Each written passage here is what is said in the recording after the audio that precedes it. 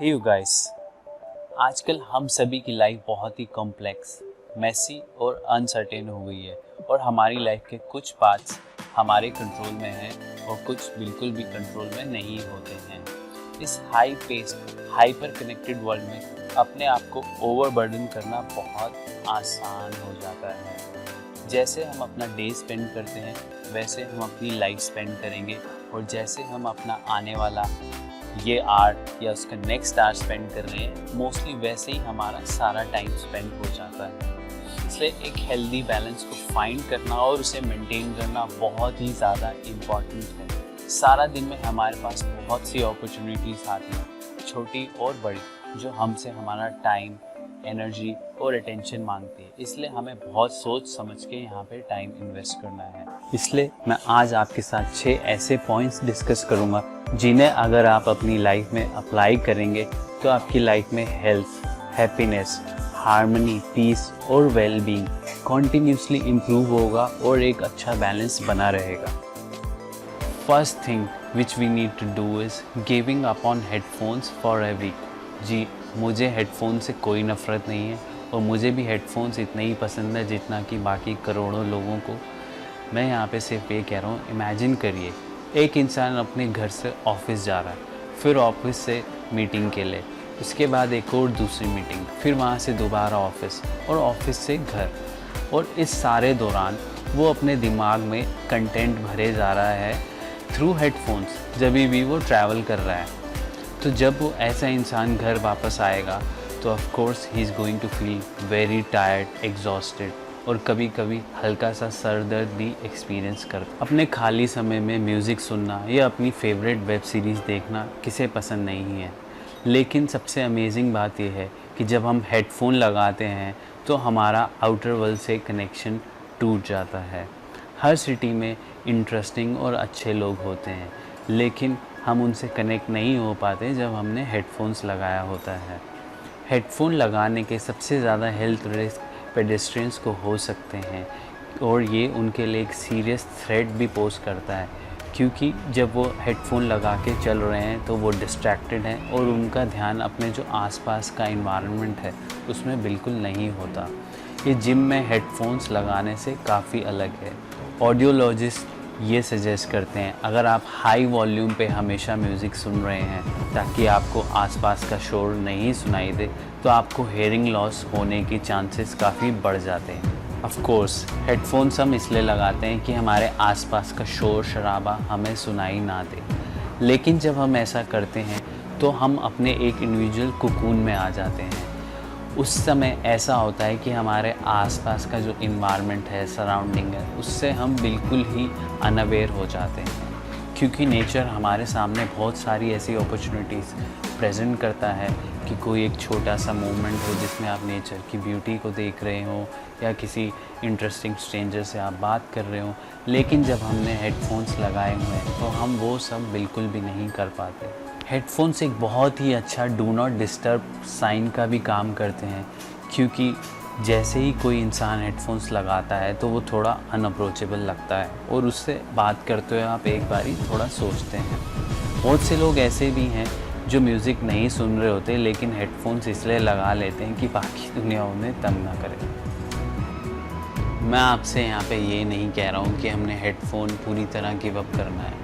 3 महीने में 1 हफ्ते के लिए आप हेडफोन बिल्कुल भी यूज़ मत करिए, क्योंकि जब आप हेडफोन नहीं यूज़ करेंगे तभी आप नोटिस करेंगे कि आपकी थॉट आपको कहाँ और किधर लेके जा रही है। और कभी कभी अनप्लग होना भी अच्छा होता है। हेडफोन यूज़ करते हुए हमें 3 बातों का बेहद ख़ास ख्याल रखना है।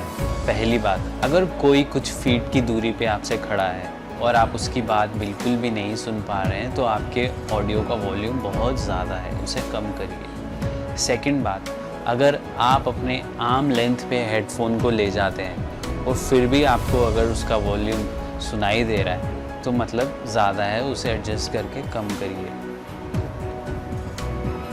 तीसरी बात, ऑडियोलॉजिस्ट जो सजेस्ट करते हैं वो है 60-60 रूल। इस रूल के हिसाब से आपको अपने ऑडियो का वॉल्यूम लेवल 60% कैपेसिटी पे ही रखना है और 60 मिनट्स मैक्सिमम एक दिन में सुनना है। ये हेडफोन्स को यूज़ करने का सबसे हेल्दी और बेस्ट तरीका है। Point number 2, do a check of your personal belongings. आप कितनी चीज़ें ओन करते हैं। एक प्रोफेशनल ऑर्गेनाइज़र के हिसाब से एक इंसान कम से कम 100 से लेकर 500 तक और कई बार उससे भी बहुत ज़्यादा चीज़ें ओन करता है, और कई बार इस सब को मैनेज करना बहुत ज़्यादा मुश्किल हो जाता है। इस बात को जानना कि मेरे पास सामान काफ़ी कम है या ज़्यादा थोड़ा सा मुश्किल हो जाता है। ये थोड़ा सा ट्रिकी पार्ट है, क्योंकि हर इंसान के माइंड में एक अलग अलग फिगर होगा जिसके हिसाब से उसे लगेगा कि मेरे पास सामान कम है या ज़्यादा। क्लटर इंटरवेंशन एक बहुत ही इंटरेस्टिंग बुक है इस सब्जेक्ट पे, कभी मौका लगे तो पढ़िएगा।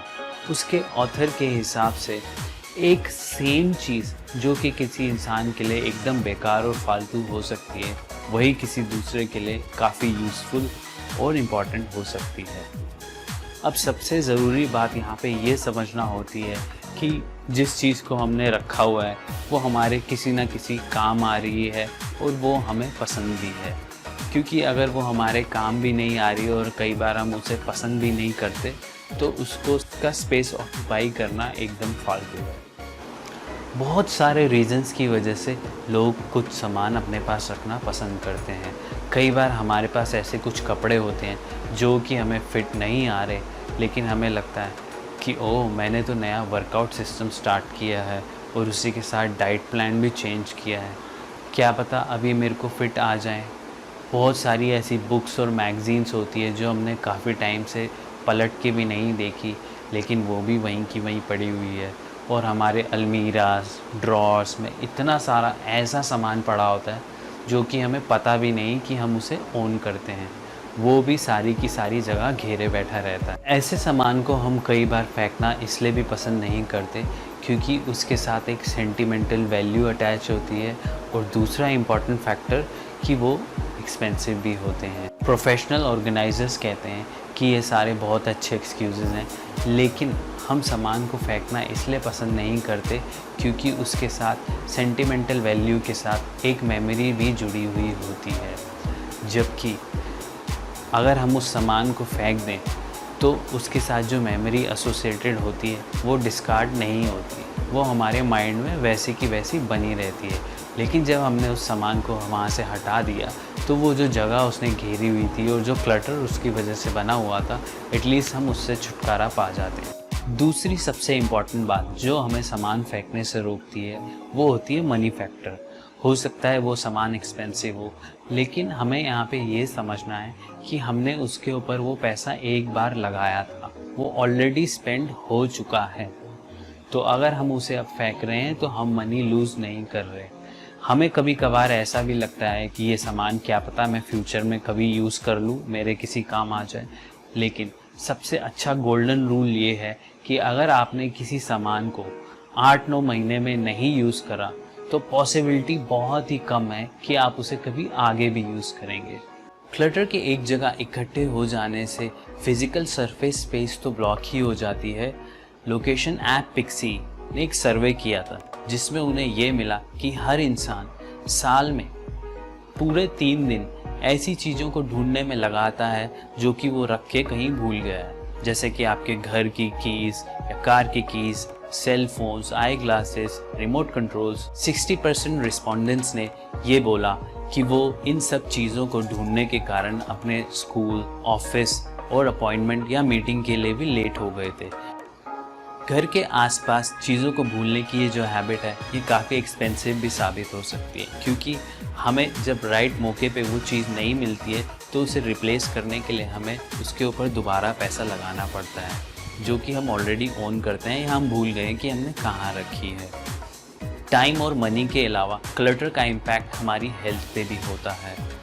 जैसा कि रिसर्च में पाया गया था, जिन लोगों का बेडरूम मेसी और अनऑर्गेनाइज्ड होता है उन्हें अच्छे से नींद नहीं आ पाती, और जब वो नींद में भी होते हैं तो वो गहरी नींद नहीं ले पाते। इसी तरह जिन लोगों का किचन भी मेसी या अनऑर्गेनाइज्ड होता है वो फास्ट फूड खाने की उनकी प्रोबेबिलिटी ज़्यादा हो जाती है रादर देन पीपल जो अपना किचन नीट और क्लीन रखते हैं।